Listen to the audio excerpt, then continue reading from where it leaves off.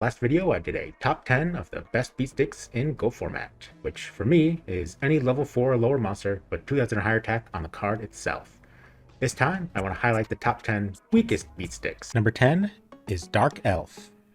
Yep, because there are only 19 monsters in total that fit the beatstick criteria, Dark Elf is smack dab in the middle, and has the unfortunate distinction of being both the 10th best and 10th worst. You can potentially use her as a tribute target for a deck devastation virus though. Number 9 is Flash Assailant. A bit like a budget Blade Knight without the all-important flip negation effect. While it's a nice card when it gets working, you really need skill drain to properly utilize it. Number 8 is Shadow Knight Archfiend. The 900 point cost and also having damage makes it similar to Dark Elf, in that you can only end up losing more life points than the opponent from playing it. Number 7 is Arsenal Bug. Being level 3 means it can be played in or against decks running level limit area B. Plus, there are a lot of good insect monsters in Go format still. Number 6 is the Unfriendly Amazon. Being searchable by Rhoda and never shrinking down makes this card a decent enough beatstick. You can also use the tokens from Scapegoat to mitigate the harm it does to your board.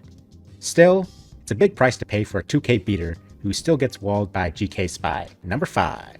Guy Soul the Combustible Collective. Being a fire attribute monster and not having any way to mitigate its downside outside of skill drain is a major reason this card is so high on the list. You can also get in for 2k against a user of Scapegoat, or to snipe a little bit of life to end the game when it's gone into time. Just a side note, does anyone else think this card is sort of designed like Ball Lightning from Magic the Gathering? Number 4 is Nuvia the Wicked. Either effect would be a big nerf, so having both is just downright awful. However, it does have a small niche in that it can be used to trigger Last Will to search out combo cards, and being dark means it could be instant fuel for BLS. Number 3 is Boar Soldier.